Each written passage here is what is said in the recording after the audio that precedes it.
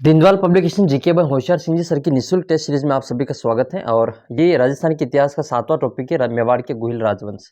इससे पहले मैंने कई सारे वीडियोस अपलोड कर रखे हैं कला संस्कृति भूगोल के, तो वो भी आप देख सकते हैं। लिंक नीचे प्लेलिस्ट में की मिल जाएगी आपको डिस्क्रिप्शन बॉक्स में। पहला प्रश्न देखते हैं। बहुत ही कम समय में आपको 40 प्रश्नों का रिविजन करवाएंगे, 10 से भी कम मिनट में। पहला प्रश्न है कि अकबर ने महाराणा प्रताप को समझाने के लिए प्रथम दूत के रूप में किसको भेजा था? तो वो भेजा था आपके जलाल खां को। जलाल, सबसे पहले जलाल, दूसरे पे मान, फिर तीसरे पे भगवान, और फिर चौथे पे आते हैं आपके टोडरमल। दूसरा प्रश्न है कि मेवाड़ के किस महाराणा के समय मेवाड़ बिलकौर की स्थापना की गई? तो मेवाड़ के जो उस समय महाराणा थे वो थे सरदार सिंह। ये प्रश्न आपने हो सकता है कि पहली बार पढ़ा हो। तो मेवाड़ बिलकौर की स्थापना सब जानते हैं, लेकिन शासक कौन था उस समय मेवाड़ के? तो थे सरदार सिंह। तीसरा क्वेश्चन आपके सामने कि मेवाड़ के किस महाराणा को grand grand commander of the star of the India के उपाधि से सम्मानित किया था? तो वो थे आपके शंभू सिंह जी। अगला प्रश्न चौथा कि मेवाड़ के प्रथम political agent colonel James Tod की नियुक्ति किस शासक के शासनकाल में हुई थी? तो ये भीम सिंह के समय में हुई थी। ये वही भीम सिंह है जिनका जो पुत्री थी राजकुमारी थी कृष्णा कुमारी, जिसको लेकर जोधपुर और जयपुर के बीच में विवाद होता है, गिंगोली पर्वत सर के निकट युद्ध होता है। पांचवा क्वेश्चन है मेवाड़ के सिसोदिया वंश का अंतिम शासक कौन था? तो वो थे अंतिम शासक भोपाल सिंह। एकीकरण के समय यही शासक थे। अगला प्रश्न आपके साथ, अच्छा ये देख लेते हैं इसमें। महाराणा भोपाल का शासन काल जो आपके साथ इस प्रकार रहा। 1930 से लगा के 1955 तक ये शासक रहे, और 18 अप्रैल 1948 को राजस्थान के महाराज प्रमुख बने थे ये, जो कि आजीवन इस पद पर कार्यरत रहे थे। और एक और इनसे संबंधित एक महत्वपूर्ण फैक्ट है कि एकीकरण के समय ये एकमात्र दिव्यांग शासक थे, है ना, एकमात्र ये दिव्यांग शासक थे। छठा प्रश्न आपके सामने है कि महाराणा प्रताप का जो सेनापति है भामाशाह, इनकी जन्मस्थली क्या थी? तो वो थे पाली। पाली के सादरी के निवासी थे। अगला प्रश्न है कि 1657 में मुगल उत्तराधिकारी संघर्ष के समय मेवाड़ के किस महाराणा से औरंगजेब ने सहायता प्राप्त करने का प्रयास किया था? तो ये वही महाराणा है जिसने बाद में जो औरंगजेब के साथ में युद्ध किया था। किशनगढ़ की राजकुमारी चारुमती को लेकर ये विवाह को लेकर इन्होंने वापस उसी के साथ में युद्ध किया था। शुरू में इनका संबंध महाराणा राज सिंह के साथ में ठीक था, लेकिन धीरे धीरे फिर इनकी कट्टरता के कारण इनका संबंध बिगड़ते गए। मुगल उत्तराधिकारी संघर्ष के समय महाराणा राज सिंह को औरंगजेब ने पत्र लिखकर दक्षिण में सैनिक सहायता भेजने की प्रार्थना की थी, और राज सिंह जब खारी नदी के तट पर पहुंचा तो दारा सिंह को भी सहायता पत्र मिला था, सहायता पत्र मिला था, और इस संदर्भ में फिर है जो राज सिंह ने किसी की सहायता नहीं की थी। आठवां क्वेश्चन आपके सामने कि डॉक्टर दशरथ शर्मा ने किसके शासनकाल को मध्यकालीन मेवाड़ का स्वर्णकाल कहा? तो वो है दशरथ शर्मा ने जतर सिंह के शासनकाल को मध्यकालीन मेवाड़ का स्वर्णकाल कहा है। ये वही जतर सिंह ने जिसने चित्तौड़ को अपनी राजधानी बनाया था। इल्तुतमिश का आक्रमण होता है और नागदा को आहड़ को तहस नहस करके फिर ये अपनी राजधानी यहाँ बना लेते हैं। अगला प्रश्न है कि महाराणा प्रताप का जन्म किस वर्ष हुआ था? तो ये 1540 में हुआ था। आपको कमेंट करके बताना है कि महाराणा प्रताप का जन्म किस दुर्ग में हुआ था। उस दुर्ग का नाम आप कमेंट करके बताना। पीडीएफ की चिंता नहीं करनी है, पीडीएफ आपको टेलीग्राम ग्रुप पे मिल जाएगी। टेलीग्राम ग्रुप ज्वाइन कर लेना, उसका लिंक नीचे डिस्क्रिप्शन बॉक्स में दे रखा है। 10वां प्रश्न देख लेते हैं। गुजरात के सुल्तान जो बहादुर शाह ने, इसने चित्तौड़ के प्रथम बार जो आक्रमण कब किया था? तो ये मार्च 1533 में किया था, और 34 में यहाँ पे जौहर और साका होता है। 11 नंबर क्वेश्चन आपके सामने कि 1679 में मुगल सम्राट औरंगजेब और महाराणा राज सिंह के मध्य अपनी उत्पन्न कटुता थी, उसका प्रमुख कारण क्या था? तो औरंगजेब के द्वारा पुनः हिंदुओं पर जजिया कर लगा देना, ये इसका प्रमुख कारण था। राज सिंह और औरंगजेब के बीच में मध्य के तनाव का जो मध्य कारण था, एक तो आपके चारुमती प्रकरण है, सभी जानते हैं।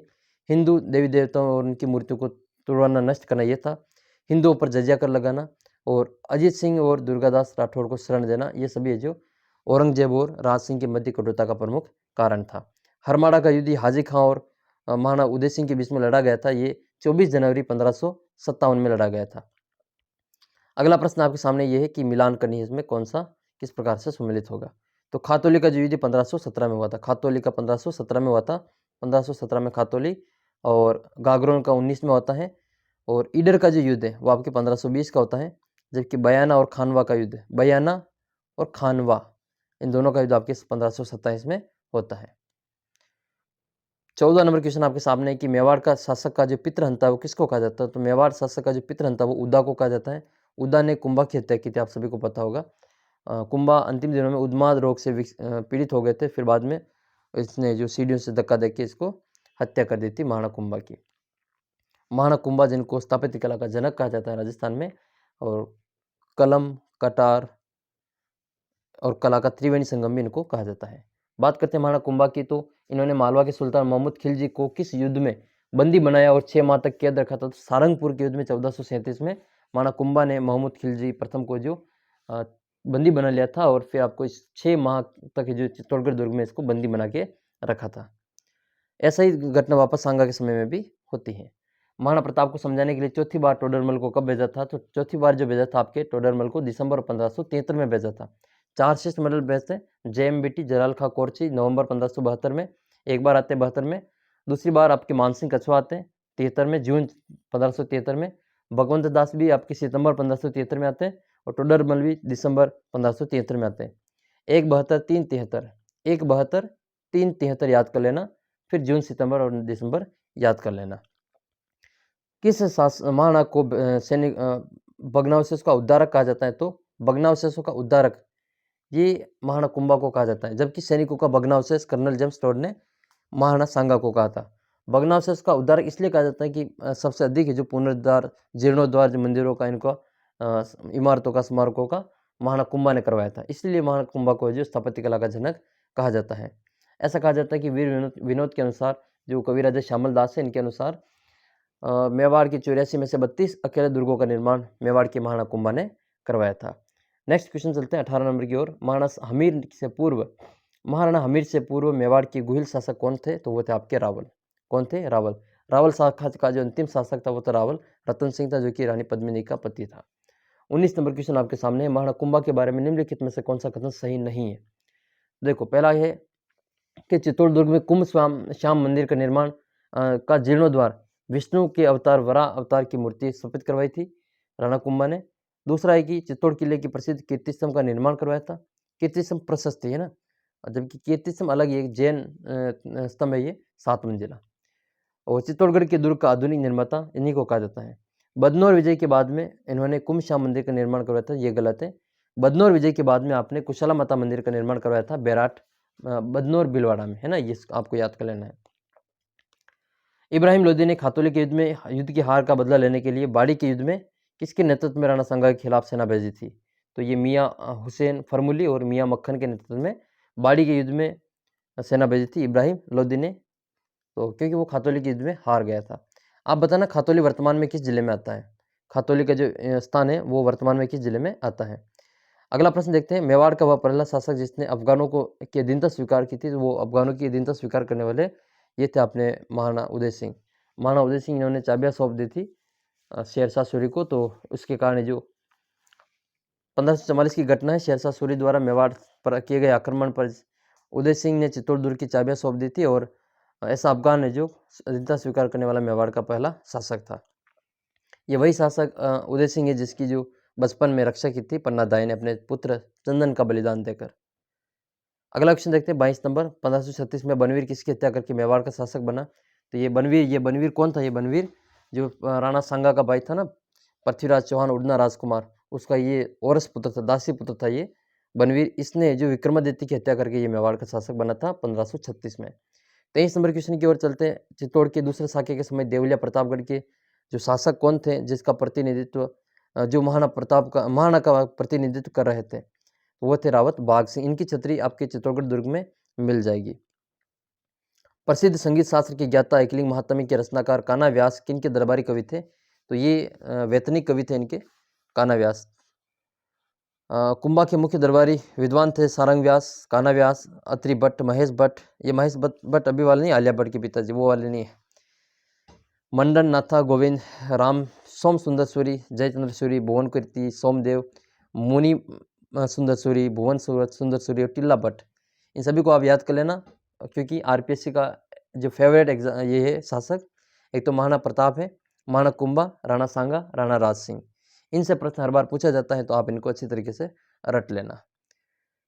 25 नंबर क्वेश्चन है कि मेवाड़ का वह शासक जिसने अपनी पत्नी तारा के नाम पर तारागढ़ दुर्ग का निर्माण करवाया था? तो ये वही तारागढ़ है जिसका नामकरण है जो उड़ना राजकुमार पृथ्वीराज की जो पृथ्वीराज था ना, सिसोदिया राजकुमार, उसकी रानी तारामती के नाम पर इसका नाम है जो तारागढ़ रखा था। और ये तारागढ़ आपके अजमेर वाला है, याद कर लेना। और ये वही अजमेर वाला है जिसको जिब्राल्टर कहते हैं। और ये विलियम बेंटिंग आए थे एक बार, तो उन्होंने कहा वो ये तो दुनिया का दूसरा जिब्राल्टर है। बात करते हैं 26 नंबर क्वेश्चन की। तो जैतर सिंह और इल्तुतमिश के बीच में हुए बुताला का युद्ध, जैतर सिंह का सेनापति कौन था? तो वो था बालक और मदन। बालक और मदन ये जैतर सिंह के सेनापति थे। कुंभलगढ़ प्रशस्ति के अनुसार किस शासक ने नेपाल में अपना गोहिल वंश की स्थापना की थी? वो थे कुंभकर्ण। कौन थे ये? कुंभकर्ण। किस रानी के तोते का नाम हीरामन तोता था? तो ये याद कर लेना, हीरामन तोता ये रानी पद्मिनी का तोता था। और एक ये सालकौर को भी याद कर लेना, ये हाड़ी रानी के नाम से प्रसिद्ध थी। और सलूम्बर के जो शासक थे रतन सिंह, उनकी रानी थी। और ये वही रतन सिंह है जो राज सिंह के सेनापति थे। और राजकुमारी जो चारुमती है उसके विवाह को लेकर ये किशनगढ़ जाते हैं, और वो वापस है जो उनकी नई नई शादी हुई थी, ये वही राज सिंह के सेनापति थे रतन सिंह। कौन मेवाड़ के सिसोदिया वंश के नहीं थे? तो इसमें देखो सिसोदिया वंश का इसमें से कौन नहीं, तो क्षेत्र सिंह था, खेता था, ये हमीर थे, लाखा थे। लेकिन जैतर सिंह जो थे आपके गुहिल वंश के थे, ये 12वीं शताब्दी के लगभग थे। तो जैतर सिंह मेवाड़ के गुहिल राजवंश से संबंधित थे। बात कर लेते हैं 30 नंबर क्वेश्चन की। देबारी समझौता किन रियासतों के मध्य में हुआ था? तो देबारी मारवाड़, डुंडाड़ और मेवाड़ के मध्य में हुआ था। 1615 में हुई मेवाड़ मुगल संधि की प्रमुख शर्तें कौन कौन सी थी? तो पहला तो शर्त ये थी कि कुंवर करण सिंह 1000 घुड़सवारों के साथ में मुगल दरबार में रहेगा। मेवाड़ को वैवाहिक संबंधों के लिए बाध्य नहीं किया जाएगा। और तीसरी शर्त ये कि चित्तौड़ के किले की जो परकोटा है इसका निर्माण और मरम्मत नहीं कराई जाएगी। लेकिन बाद में राज सिंह जी इस शर्त को तोड़ के इसका निर्माण करवाते हैं। तो उपरोक्त सभी तीनों ही सही है इसमें। तो 32 नंबर क्वेश्चन आपके सामने की प्रसिद्ध संस्कृत विद्वान है ज्योतिंग भट्ट और धनेश्वर भट्ट, ये लाखा के दरबारी थे। किसके दरबारी थे? ये लाखा के। मेवाड़ की शासक का काल मेवाड़ चित्र शैली का जो स्वर्ण काल कहलाता है। तो जगत सिंह प्रथम। चितेरारी, ओवरी, तस्वीर और कारखानों आप सभी जानते हो इसके बारे में, तो ये वही जगत सिंह प्रथम है। अगला प्रश्न देख लेते हैं। और हल्दीघाटी युद्ध के पश्चात मेवाड़ के महाराणा प्रताप को उनके घायल सैनिकों का उपचार निम्नलिखित में से किस स्थान पर किया गया था? ये कोलियरी गांव में किया गया था। अगला प्रश्न, अच्छा फिर बाद में ये कमलनाथ पर्वत के पास में एक आवर्गढ़ है जिसको ये अस्थायी राजधानी बनाते हैं।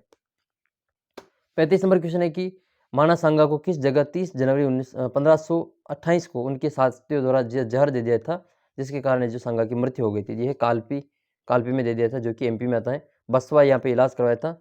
और मांडलगढ़ में इनकी जो छतरी बनी हुई है, यहाँ पे स्मारक बना हुआ है।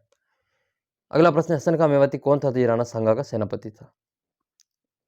ये हसन का मेवाती राणा सांगा का सेनापति था। अकबर का सेनापति जो था वो आपके हकीम का सूरी था। 37 नंबर क्वेश्चन है कि हल्दीघाटी के युद्ध के बाद अकबर द्वारा महाराणा प्रताप के खिलाफ भेजे गए प्रमुख जो अभियान है, सैनिक अभियान, उनमें से कौन सा सही सुमेलित नहीं है? तो टोडरमल 1500, ये 78 वाला सही नहीं है। बाकी ये शाहबाज खान 77 का है।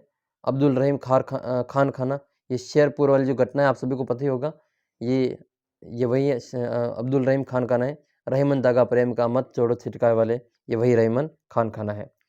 और जगन्नाथ कछवा, ये आपके मांडल में इनकी छतरी बनी हुई है 32 खंभों की।